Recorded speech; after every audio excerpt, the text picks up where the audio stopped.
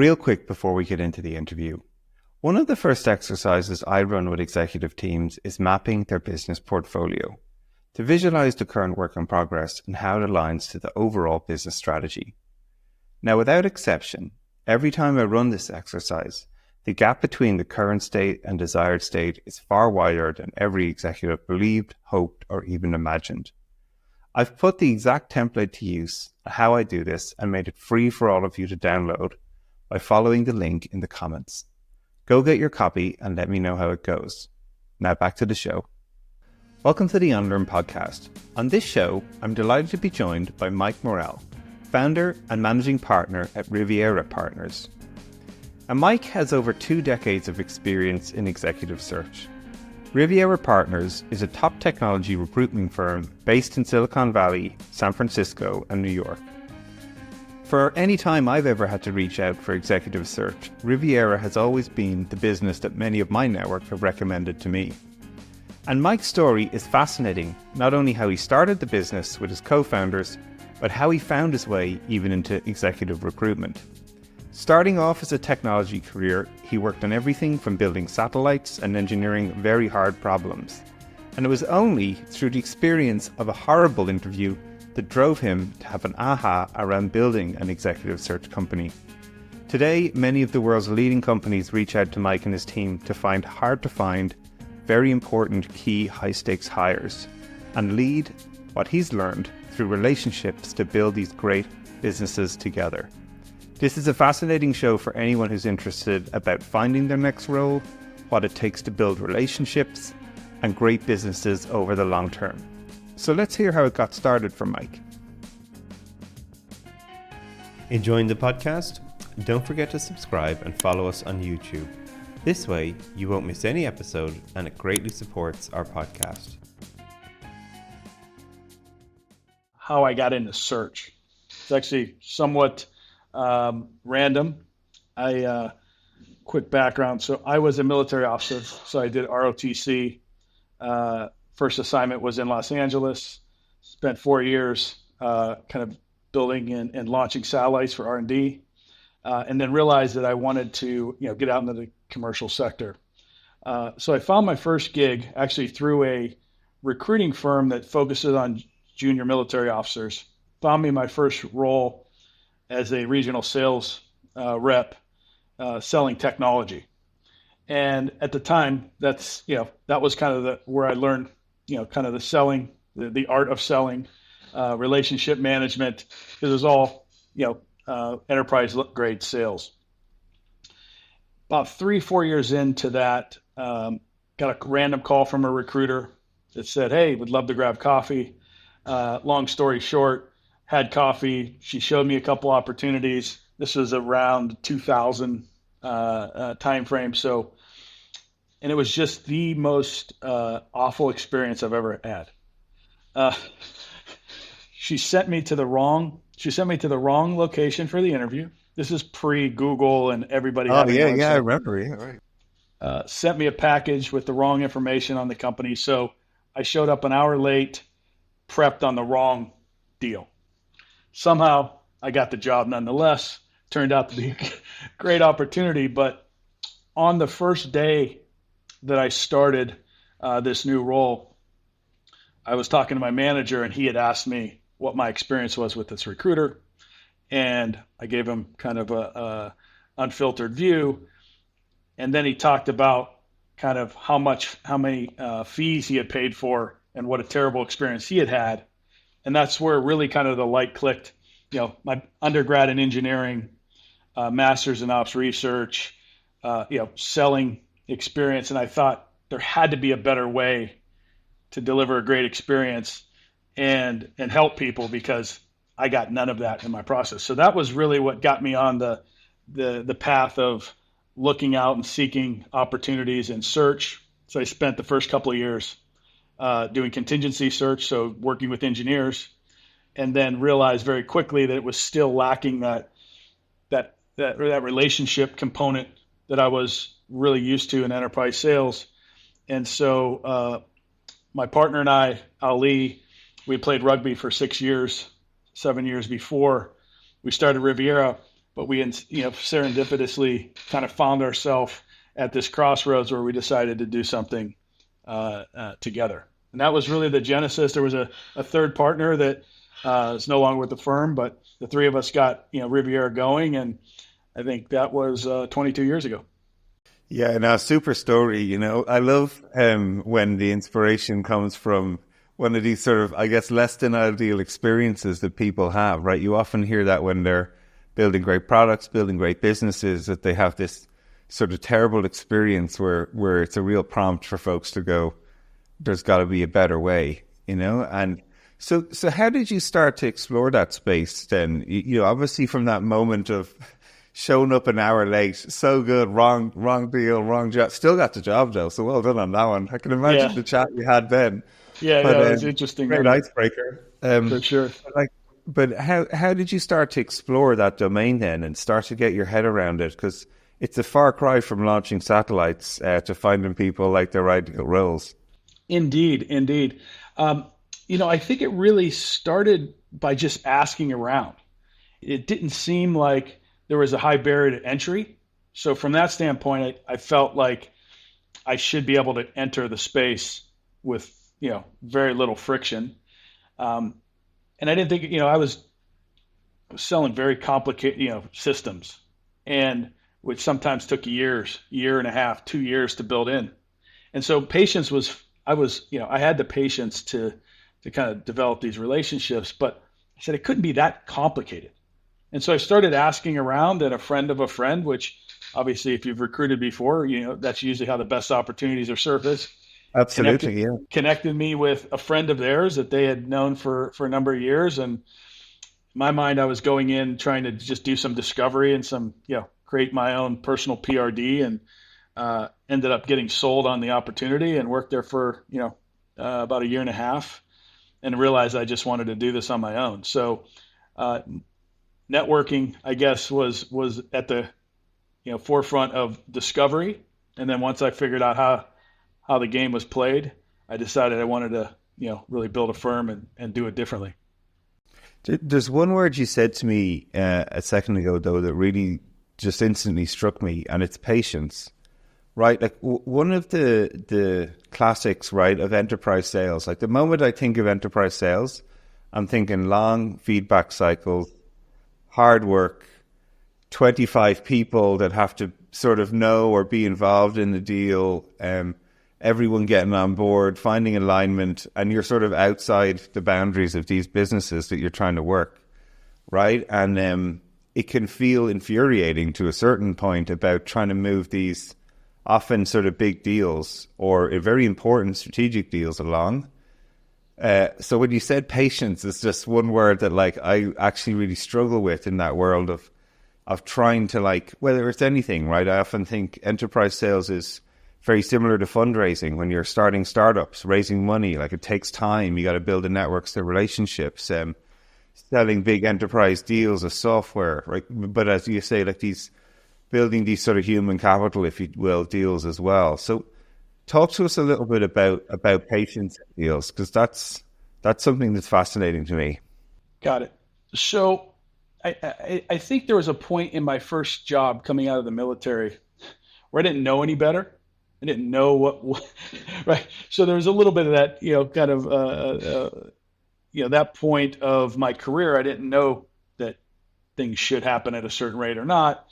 My first manager brought me in first week on the job and said, "Your territory is ROW." I said, "What does that mean?" That's, well, any client that's, in our market that's not buying anything from us, that's your... Yeah, that's there's the list.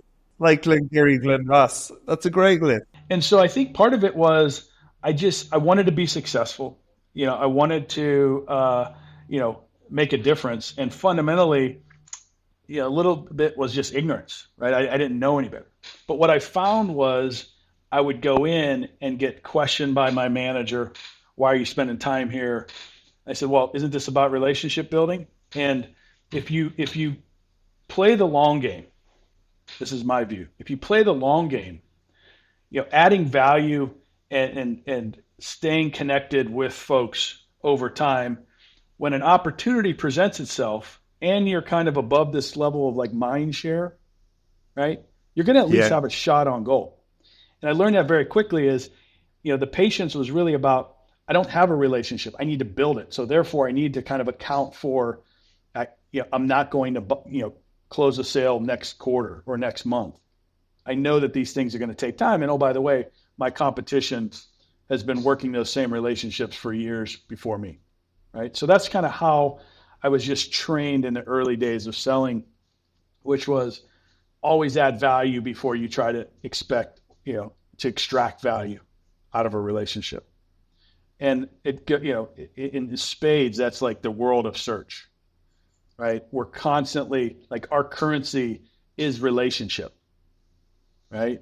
And so knowing that I have strong relationships across an industry, focused functional, area of technology and product, we feel like we can consistently add value back into that network, not always looking for a fee in the near term, right? So I think when you realize it and it pays off, right, I think you appreciate it that much more. And I always joke, one of my mentors told me this when I hit the 20-year point at Riviera. He says, Mike, you're an overnight success. It just took you 2 decades, right? And in the scheme of things, like, there's a lot of stuff that we had to do to get the business to where it's at today. But I think just knowing that I'm always trying to add value back into the network, before asking for anything, I think has paid, massive dividends over the course of my career. Right on. Yeah, no, and it's just great to hear people share those stories, because the classic these days, you go on a social media feed and someone's like, let me tell you in 3 minutes how to make $5 billion in 4 seconds by just like walking out the door, and it's this sort of mentality of, I want it fast, I want it quick, and I want it now, but this idea of building long-term relationships and like constantly adding value, it's so fascinating to hear you actually talk about that, because for me too as well, that's one thing I've at times why I was so interested in this word on patience. Like it does take time, right? And sometimes it's really hard to see the return. If you start even going from what am I going to get out of this, it's actually a bad mindset in a way to build these longer term relationships where if you go in with this mindset of like, let's explore, let's be helpful, let's see what we can do where appropriate to help people move forward a little bit. Like that's the stuff that folks, as you say, I like that analogy of like rising above the mind share, because I found that even when I was doing consulting work, it's like sharing interesting articles that I'd found with people who are facing certain problems, or, just be openly chatting to them about experiences that I went through, and maybe that might be helpful for them, or introducing them to someone. I've always found like later down the track, then when that person hits a problem that's in your sweet spot about how they know you can help them, you're the person they're thinking of. They're not thinking of this mind share, as you say. And that is, that it's very hard to quantify that, but that is a massive sort of differentiator in this world. When we were getting started, right? So I want to go down two paths here, right? When we talk about patience, I always jokingly say, when we first started, we were doing, crappy deals for crappy investors. To earn the right to do a good deal for a crappy investor, then to earn the right to do a shitty deal for a great investor, and then great deals for great investors, right? Like, I mean, that they're a little bit tongue in cheek, but like that was kind of how we weren't getting the best deals day one. We had to earn our way, and we knew that every search counted, right? But we struggled as we scaled the business. We started in 2002. We were started in Los Angeles, which obviously, Silicon Valley was where we wanted to be, and ultimately that's where we ended up headquartering the business. But we struggled a little bit to try to understand, how do you build a consistency in that experience? And there was a guy that we had worked with who had spent a lot of time, Doc Vick is his name. He spent time at Zappos as the culture king. And one of the things that he told me, and back in the day, this was actually somewhat unique, but he said, why do you think you pay $2 at the time, $2.50, $3 for a cup of coffee at Starbucks?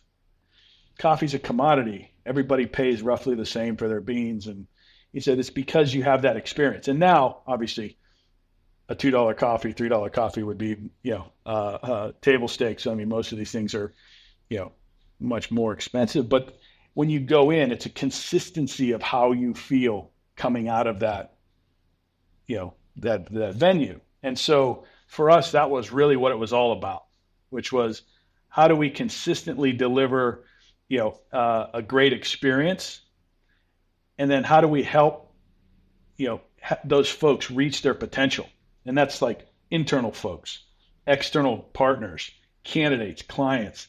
Like if you just start with that simple vision and purpose to deliver a great experience to help everybody reach their potential, it's extremely powerful in changing how you look at every engagement, how you look at every problem set. It's a very simple concept. That's what I love though about great missions, like people get them, and sometimes, I've been in sessions where people are trying to come up with vision statements, right? Like we're building a bunch of companies in our venture studio and I have to come up with a vision and a mission like every other day sometimes. And like it gets so wacky, we want to be the world leading global number one at AI driven human intelligence on like, my God, sorry, what did you say there again? This power though of like simplicity and then very simple statements, because people get those things, right? Like great experience and in essence, bar raising, or creating these like sort of helping everyone get to a better place. And then that's such a great sort of direction. You mentioned you're from the military. I always think of like commander's intent. It's one of my favorite things where people sort of describe the why of a mission, and it's a very succinct explanation of what do you do in highly ambiguous situations is you follow the directive of the mission. And when it is that I'm in a situation and I'm like, how do I make this a great experience for everybody? Right? It doesn't matter whether I'm like, setting up a meeting, sending them a briefing pack before they go into a session. Like I instantly can sort of calibrate myself and think about what would be a consistently great experience here and then execute. And it's one of these things I think that, sometimes people feel it's tripe, but when you get it right, it has this profound effect on team execution. I think it's game changing when people understand it. It's simple. We had the same 200 word, mission statement that nobody understood. And when we really sat down and said, what do we want to be? We needed a North Star because we were scaling quite quickly. But we hadn't had a lot of experienced leaders in the organization. So a lot of folks that were coming in as contributors.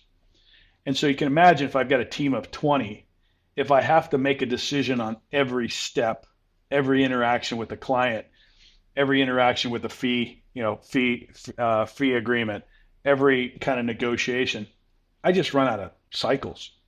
And so if I could start getting people to believe that you are empowered, right, to do what's right by everybody involved. So if you're asking me, do I need to make a concession? Is it for the right reasons? And if it is, then make the decision.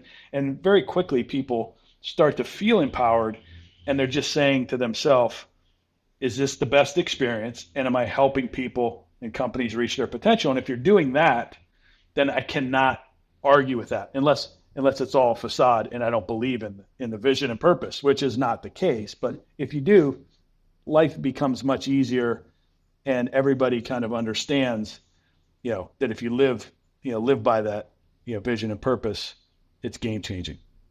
So Riviera, went from and continues to go from strength to strength, right? Like the three of you probably, in some crappy prefab outside of Los Angeles with a phone sitting in front of you to begin with, right through to, really being one of the premier sort of search firms, if you will. So what was some of the things that you had to learn or even unlearn as the business started to get like very, very successful, right? Like you're opening offices in different locations, you're expanding like the domains and placements that you're looking at, right? Like, and you're probably, on this like great run as well, right? Like tech is just like booming. All these businesses are sort of going like looking for candidates. Like, I can remember especially the good old heydays past 2008, which I'm sure was very tough for you. But beyond that, like getting into, the business really into a great rhythm. What were some of the things then as you got bigger did you have to sort of unlearn about search and actually sourcing and finding great talent and matching them with these like fantastic opportunities? I think one of the decisions that we made very early, I think has made this a little bit easier question to answer. But when we started the business, my partner and I, we always joke and say we were going up and down Sand Hill Road in our bad suits, pitching this like general purpose firm, right? And it was just brutally painful, right? And then we had a meeting one Friday afternoon with a venture partner, and he said to me and Ali, he said, "I've got this much room to remember who Riviera is. What's the one thing I need to remember?" And that one thing was we had done a ton of engineering searches, and that's where we were both very comfortable doing. He said, "Well, if there's one thing, think of us as an engineering focused firm." He said, "Got it." Had a couple beers. We went on a week later, we get a lead. 2 weeks later, we get another lead, convert it. And all of a sudden we're like, well, this idea of focus was extremely powerful. So now we kind of moved into a direction of being a functionally focused firm. And to this day, we're still functionally focused. We've expanded a little bit, but still around technology and product. And I bring that up because I think one of the challenges is we grew up in venture, right? So venture was and so you're only as good as your last search. You can do 15 great searches and you screw up one, and that's the one that partner remembers you for. And so understanding and being able to convey that everybody appreciated that, like my partner and I as founders, we appreciated that. Like we knew that we can never screw it up. And I think some of the challenges as you scale is I think everybody goes into engagements with the best intention. Sure. But maintaining quality, maintaining kind of, referenceability of yours and the firm's work was something that I think we probably, like looking back, we probably took some of that for granted, that everybody understood the importance of that like we did, right? But I think I think as you go through and you realize that we probably have done 3,500 searches in technology. And so you would think, well, that should be easy. Well, it's easy until you realize that every deal has its own personality. CEO has their personality. Yeah. Different stages of companies have different kind of needs. Candidates have different expectations. They morph over time. You go look back 2.5, 3 years. It's a very different kind of risk profile that somebody was willing to take in 21 than they are today. So the movement of talent, right, I think is something that you've got to pay very close attention to. When you're just doing venture, you just get the usual suspects and you bang it out, and But as deals become later stage and become public, and we work in private equity and we work in Europe, the dynamics of the candidate pool and the dynamics of the marketplace are always shifting. Risk, reward, right? Challenges. I started, as you said, like when we started, I had a fax machine, a printer, and a 13-inch monitor. That's how I got started, right? So you go, well, how did things change? Well, the Rolodex became LinkedIn. Yeah. Now all of the information was democratized, right? So you can start to anticipate what's going to change. But I think fundamentally, knowing that every client is unique, every candidate is unique. Maybe I'm a little bit delusional here, but I think that closing a deal between company and candidate is the hardest sale ever. You've got two buyers. Yeah. You've got two sellers. Each of them have an ego. Each of them typically has a +1 of some sort, right? And so you got to do 100 things right to have a successful outcome, and only one thing wrong to screw it up. And so realizing that, learning that, and then maybe underestimating like how easy that is to convey to the next generation of recruiter is probably one of the biggest things that we, looking back, paying a little bit closer attention to making sure that there were no cut corners, right? And once we got that under control, obviously it's always a work in progress. But as you scale, you have to have you have to have visibility, right? As a manager, as a leader, I need to see what's happening. When we were 6 or 8, 10, 15 people, I knew AR daily. I didn't have to look in a system. I just knew what it was, right? When you're 150, like I need the tools. And so I think underestimating that kind of need for visibility before you're there, I think it's probably something that was a little bit, wish I, had that to do over, but I think we're in a very good, different place today than we were, a handful of years ago. Well, that's the fun thing about scaling, right? Like you don't know until you hit these points, right? Like this is the sort of fun thing I always think about building businesses. And in some ways it's what keeps it interesting. Because if it was a framed problem, you'd fall asleep because you'd solved it 700 times already, but it's kind of fun as well. Just even like as you're sharing there, the things that start to jump into my mind, like I'd never thought about the way you're describing a deal for a candidate and a company and these 100 different factors that you're trying to line up and only one of them being screwed up or under-delivered or misrepresented and how that can have such a profound effect. Again, I love this idea of it's not just the two people in the deal. There's families, there's co-workers, there's all these sort of fun dynamics that you start, and as I hear you start to describe that, it sort of brings the nuances that are involved in this thing to light that, again, I just don't consider because it's not something I'm living and breathing every day. But, as you describe it, it's sort of, the pennies start dropping for me going, wow, actually, this is, and this is why I love doing these podcasts. It's because it's the nuance of things that, unless you're deep into these topics, it's very easy to look over the surface and go, sure, you're just like, yeah, I want to find an engineering job at Google. Like, how hard could it be? Like, what do I have to do just like 700 tests and pass them? So it's fascinating just to hear you elaborate on it somewhat. Well, it's complicated, but at the end of the day, it's very simple. Yeah.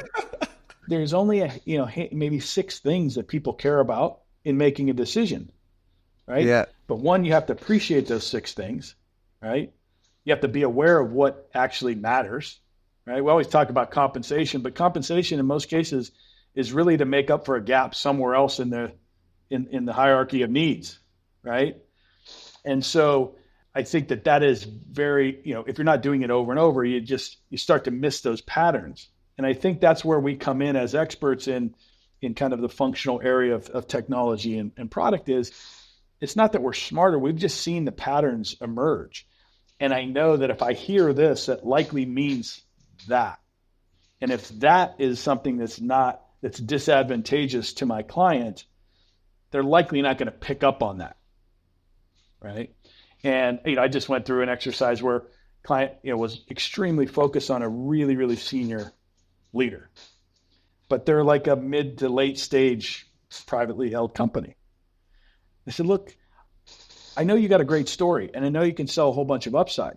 And I believe that you can do that, but you got to realize that this is like a senior financial services executive that could walk into a bank and make 8, 10, 12 million bucks a year, risk free. Yeah.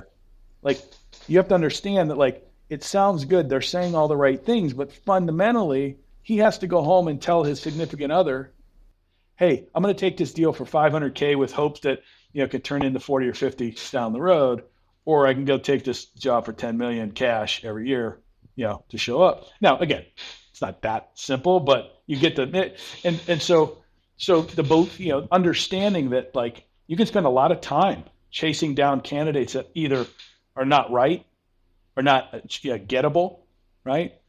So that's where I think we come in and we've seen those patterns and you get better. It's one of the few jobs where the longer you're in it, right, from a sales perspective, the more valuable it become, because you build that, you build that kind of knowledge and that predictability in what's going to be the outcome. And I think that's why people engage us, is, for that insight and for that access. It's great example. Again, you're triggering me here because I'm living in the startup world, which is that conversation, right? It's like, hey, the average salary for startup founders between 100,000 to 150 in the US, right? But the upside is like, you could be Mark Zuckerberg, and then you're up against these people who have the golden handcuffs of whatever it is, a high-paid engineering job in any one of these FAANG companies, right? And like trying to balance that in people is fascinating, just to hear you describe it. The thing I have to ask you, the changes, right? So you'd mentioned a little bit like the roller decks used to, as you say, sit on the desk. Then it went to LinkedIn. One of the things I'm super also fascinated about is like mobility now as well, right? So you're describing some of these people, and I've sort of experienced this a little bit in a talent search within the studio, where people want like physical mobility now, right? They want, like, I live in Asia. It's great here. To make me leave Asia now at this point in time to go back and work in downtown, San Francisco, you're going to have to move mountains to make me believe that I want to do that.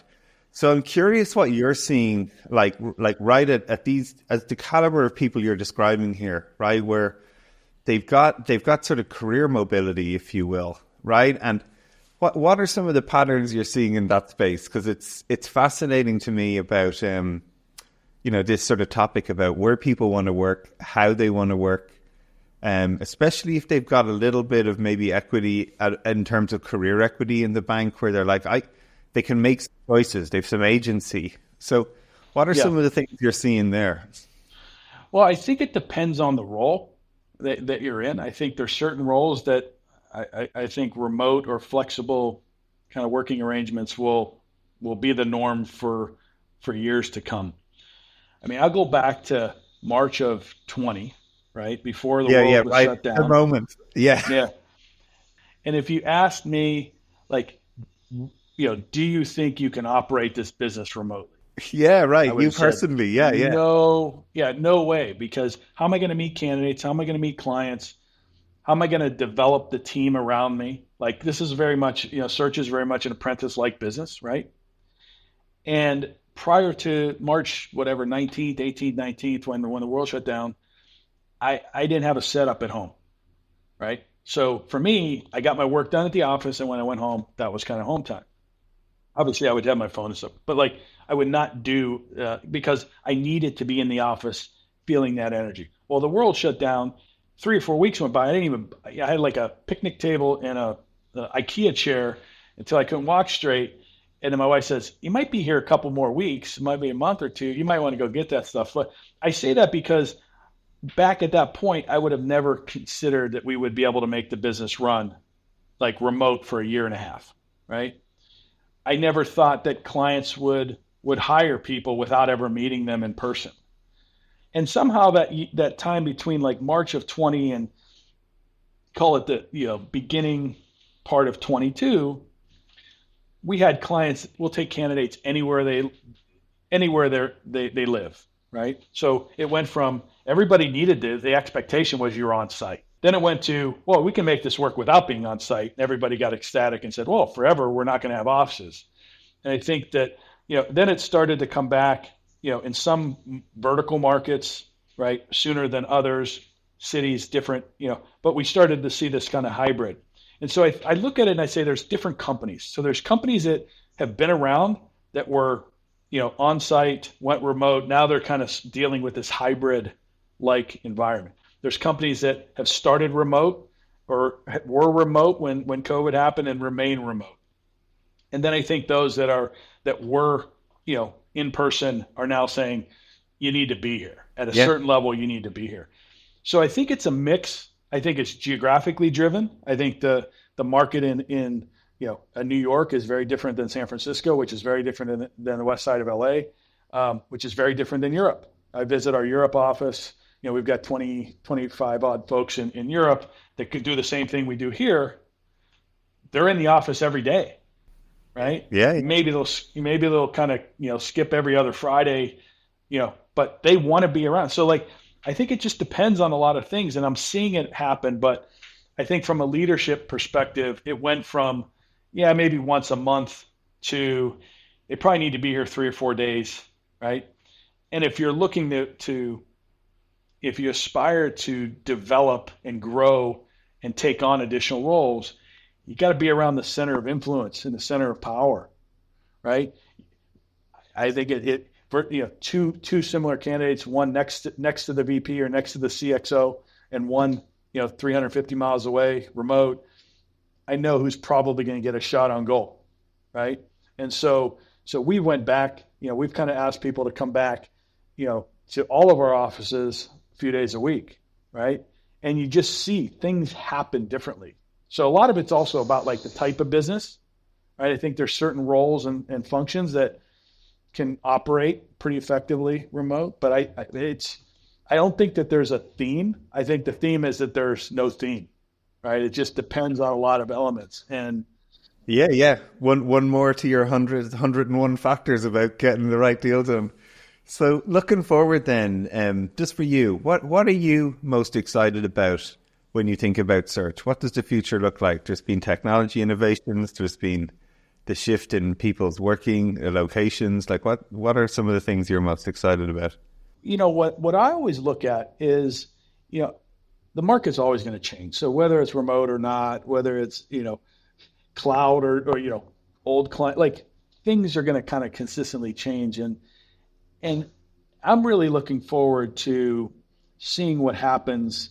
We're calling this, the latest movement, AI, right? We've been doing searches in data and around data, machine learning and neural nets for years, right?